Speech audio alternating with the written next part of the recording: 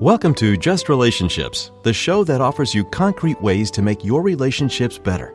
Whether it's your boss, your spouse, your children, or your friends, the quality of your relationships in life directly affects how you feel about yourself and the success you achieve. Your host, Dr. Duffy Spencer, a psychotherapist, telecoach, author, and seminar leader, will interview top experts to help you learn to manage this essential part of your life. And now, here's your host, Dr. Duffy Spencer. Greetings to you. Well, if you tuned in last week to John Lee, the author of The Half-Lived Life, then you know you are due for another treat. John Lee is back for part 2 of the series on how you can overcome your passivity and rediscover your authentic self.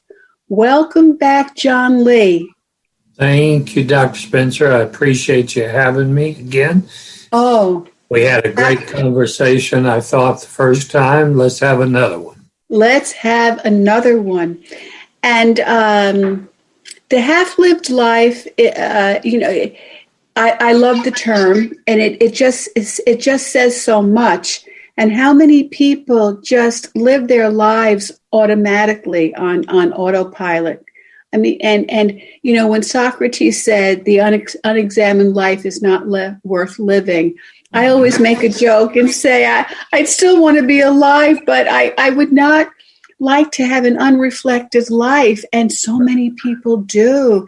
There's just so little time to, or propensity, if you will, to look in the mirror and say, what's going on? How am I really feeling? What do I want? All the things that you challenge us in your newest book, The Half-Lived Life. And I should let people know, if you didn't tune in last week, that if you've heard of the name John Lee, it's not surprising, because he's a best-selling author. His first book, The Flying Boy, was such a phenomenon about men's fear of commitment. And then the book that became my Bible is Growing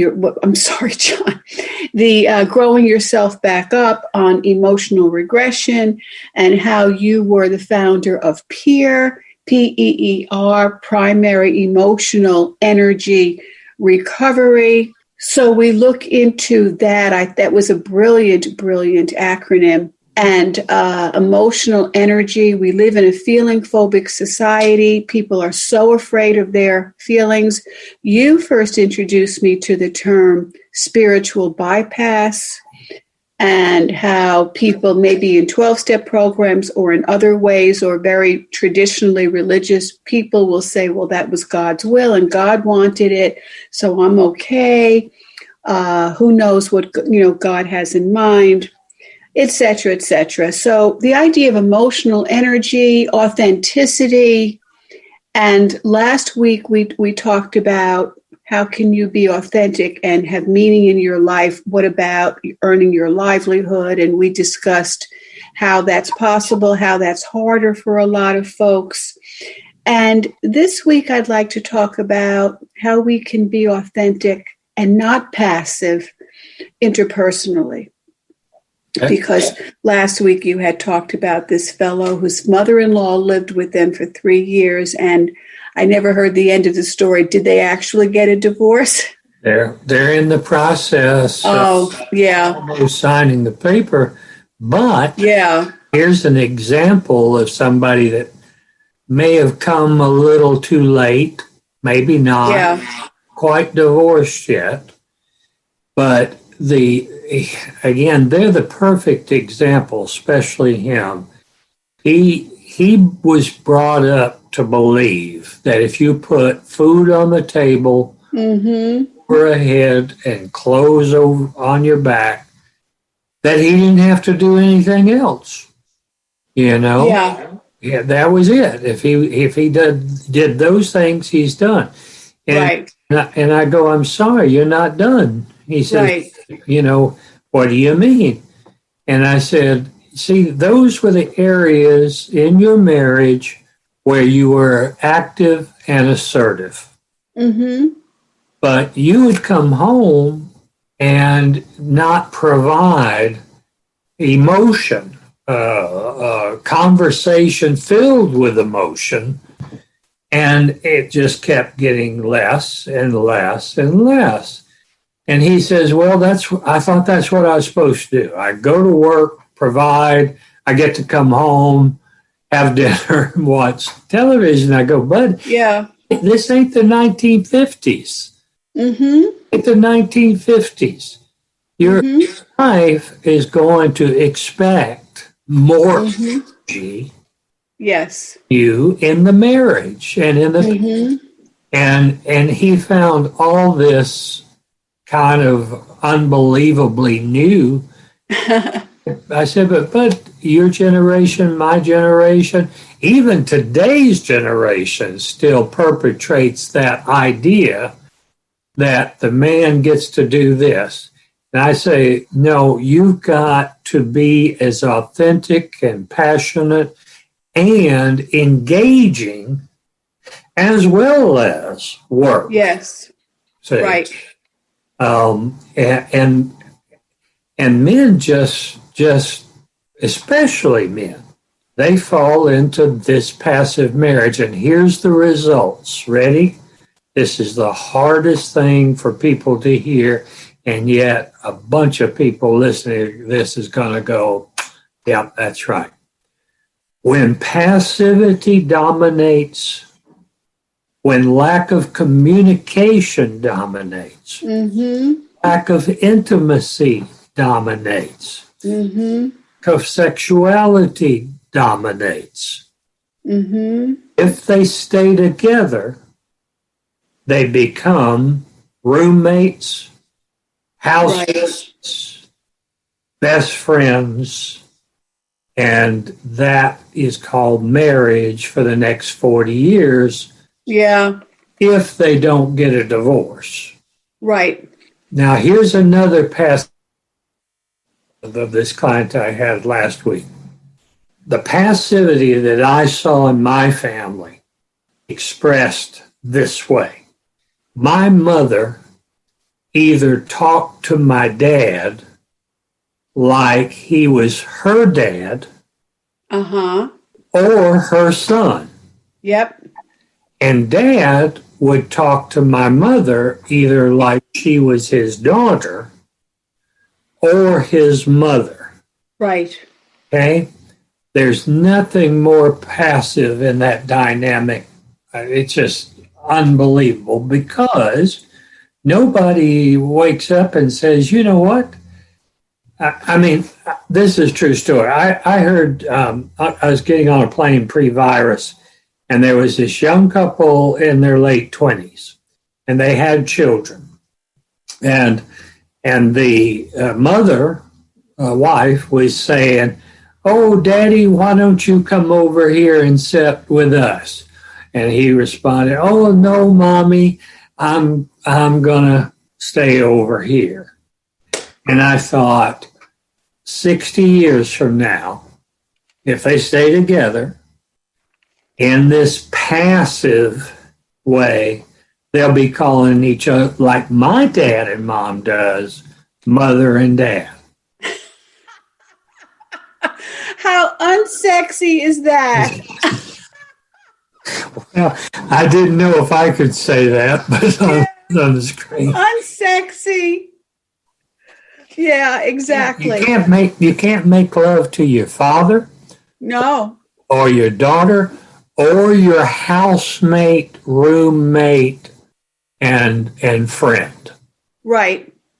Just can't. It's one of the worst forms of passivity there is we're going to reduce this one person to this one title. And that's what some men and women, especially women, stereotypically, women will say, now that my kids are gone, I don't have a life. Yeah. And here's the next passive example in relationships. When people get ready to split or divorce, and I ask them what went wrong, they will say, more often than not, Here's why it went wrong. I lost myself. Yep. I lost myself. Mm-hmm. And see, that losing the self is another example of passivity in the relationship. See? Yes. Just became easier to go along with the flow, even if it meant losing my essential core self. Yeah. So they get a divorce, and hopefully, passively, they will enter another relationship where the dynamics will essentially be the same. That's passivity. Yeah. And that expression that they use in the corporate world when I work with corporate employees, go along to get along, go along to get along. Right. And now we're looking at within a marriage or an intimate relationship. Yes. That's right. And Don't rock the boat. Right. Let's keep Right. this quo. Yeah. See, this guy yesterday, he's going to do the work, and he's been doing the work. But basically, what he really wanted at first was just tell me how I can get things back to the way they were. And I go, you can't. And if that's your goal, wow, you're going to have to find somebody else to talk to, because that's not a goal worth pursuing. If you don't change your behavior, and even if you do, you may still get the divorce. But if you change your behavior, then if you get in a relationship the next time, you'll be coming from those changes. Right. Opposed to the way it used to be. Yeah, and as you said last week when you brought up this case study, you said this guy was like living in the 50s. So that's what he was like, let's get back to the good old 50s. And you said, no way, Jose. That's the deal. And that's the work. And well, I'm glad you're working with him. Boy, is he lucky to have you for a therapist. Yeah. Because you are my mentor. Tell the whole world, John Lee, best-selling author, claim to fame. He's my mentor. Well, thank you, Ann. This whole relationship stuff and the community, most people are fairly lazy, not passive, but lazy in their communication style. Oh, yeah. And that ends up going towards passivity where, listen, I tried, it just didn't work. So we just stopped talking. Right. Because, John, my sense, my clientele, people in my circle, I mean, so many people do not have rupture repair skills, conflict resolution skills. In a feeling phobic society where people were taught that don't go there, emotions are messy, easier not to have them or to ignore them, is okay. So as you said, we'll go along or we become aggressive, which doesn't work over the long term. And, fear is a motivator, but temporarily. So this is huge. Every relationship has rupture. Every relationship has rupture. So I think of it as the 3 R's. You have the relationship, you have the rapport, you have the rupture, and then the repair. So repair, and then you go back to rapport if you can do the repair. Brilliantly stated. Absolutely. Thank you. Absolutely. Let me tell you, going back to relationships, the most passive things that people do, couples do, when they think, I'm going to emphasize that word, when they think they're telling their partner how they feel. Okay? So here's the 9 things that is passive communication, inappropriate communication, raging, what I call micro raging, that we've all been taught to do and have had modeled for us, that we keep doing it.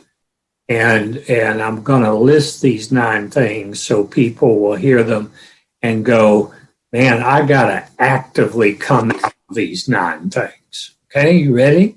Yes, ready. People are talking to each other.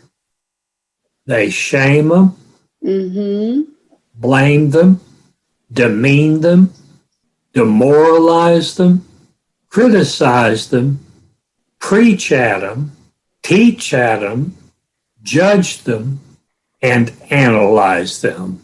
All in the name of, I'm just telling you how I feel. Right. See? Yeah. None this of is those. What, and people think they're doing it. They confuse feelings with judgment. And because we do have strong feelings about our judgments and our beliefs, but most people cannot unblend the two. Right. See, and again, I call these 9 things really rage, and rage is the, quote, easier than going down into my feelings and telling how I really feel. And I'm going to leave off the word you. Right. And then I'm going to ask you to tell me how you feel. Bottom line, in most marriages, sadly, when there's conflict, when there's problems, I'm going to tell you about you and what you should have done, what you shouldn't have done, why you did what you did. Then you're going to tell me, I didn't say that right. And if I had only started playing, I wouldn't have said it that way. Right. And so at the end, I don't know any more about you, and you don't know anything about me. So, yes, that's so well put, John Lee. The idea, I love that. I tell you about you, and you tell me about me, and neither one of us discloses ourselves. And, when you say, go down underneath into the feelings, I have to say, John Lee, I don't think a lot of people know how without assistance. Right. No, that's right. I didn't know. I didn't know. Yes. And 35 years ago, when somebody said, how do you feel about your father, for instance, my response immediately was, well, he wasn't the best dad, wasn't the worst dad. He did the best he could. He provided for us. And it's like, I'm not going to go in and feel what I feel about that father that raised me.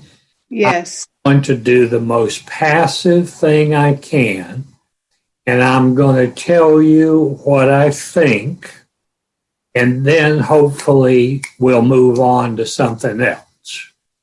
See, one of the things feelings is, and this is especially true for really intelligent people, but one of the things about feelings is it requires a slowness, a commitment to slowness, because feelings are slow. Whereas thoughts can come just like that. That's interesting. Especially if you're smart. So there's this old Arabic proverb that I learned many years ago and tried to make it part of my life. And the Arabic proverb goes, haste is of the devil, slowness is of God. So if you want to communicate how you feel, or just know how you feel, you got to slow it down. I had an MD here last weekend, and he was telling me about this party that happened, and him and his wife got into conflict, and he was talking faster than I am right now. And then he said, in that stream of consciousness, he says something like, and it made me sad, but then we did. I said, whoa, wait a minute. Yes. Mm-hmm. Wait a minute. I said, slow down. Right. Slow down. Now let's go back to the one feeling thing that you said in this 15 minutes. Mm-hmm. Is it made me sad? Mm-hmm. As soon as we slowed down, he actively engaged his feelings of sadness. Wow. You called him on it, and he was right there. Yeah. Excellent. Yeah. See that? Yes. This idea of slowing down, I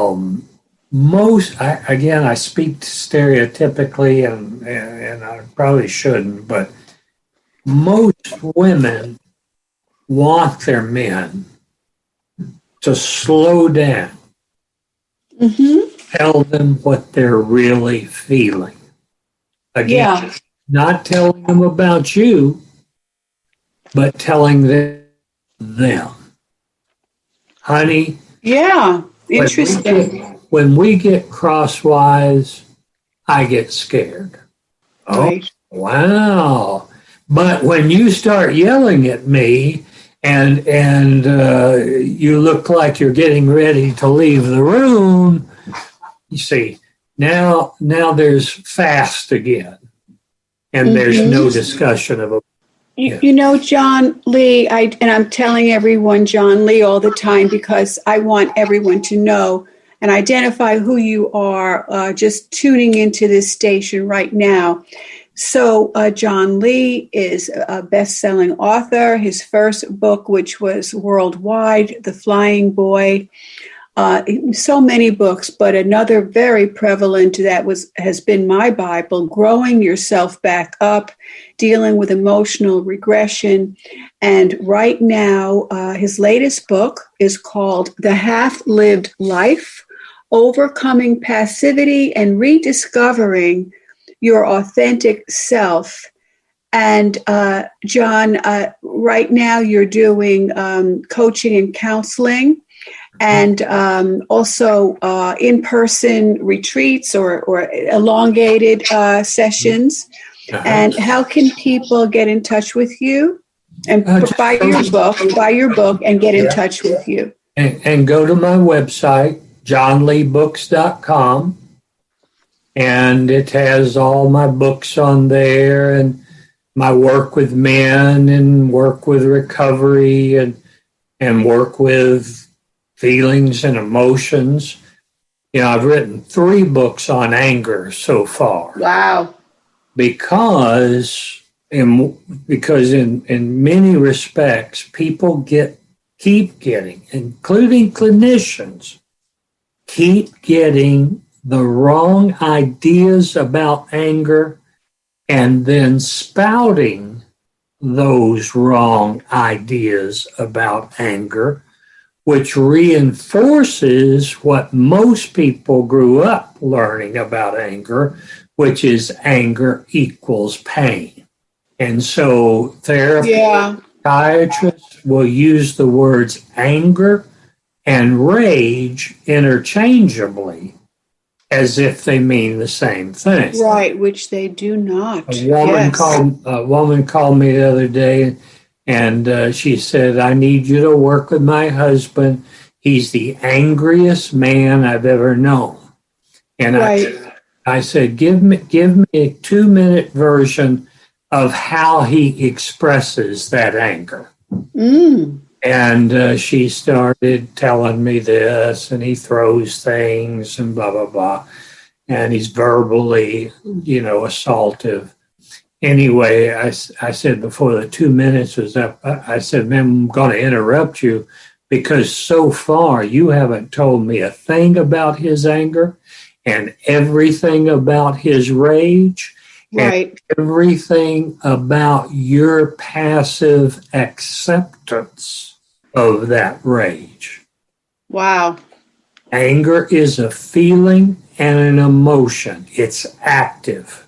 Rage is an action or a behavior that is ultimately passive. Wow. Yeah, that's so huge. And we do have to close. And anger is, as you've talked about so many times, a very misunderstood emotion. If we didn't have healthy anger, we would be perpetual doormats. We have to, and the anger is a protest emotion, giving us the adrenaline to help us fight or flee, which is what we need to do. And yet, if it's unexpressed and it builds and it's unresolved, layered, it becomes rage, which has that tainting of viciousness, violence, aggressiveness. Aggressiveness. See, people will passively let it build up, let it build up, let it build. Right. And then they go from passive to aggressive.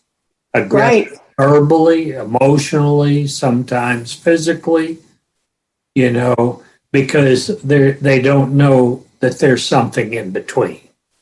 Well, John Lee, you really piqued my interest about so much all the time, but the idea of how women, if it's a male that's the rageful one, how women passively accept the rage, not knowing what else to do. And I would like to have you back to talk about that, if that's okay with you. Great. I'd love it. When you're ready, just let me. Yes, absolutely.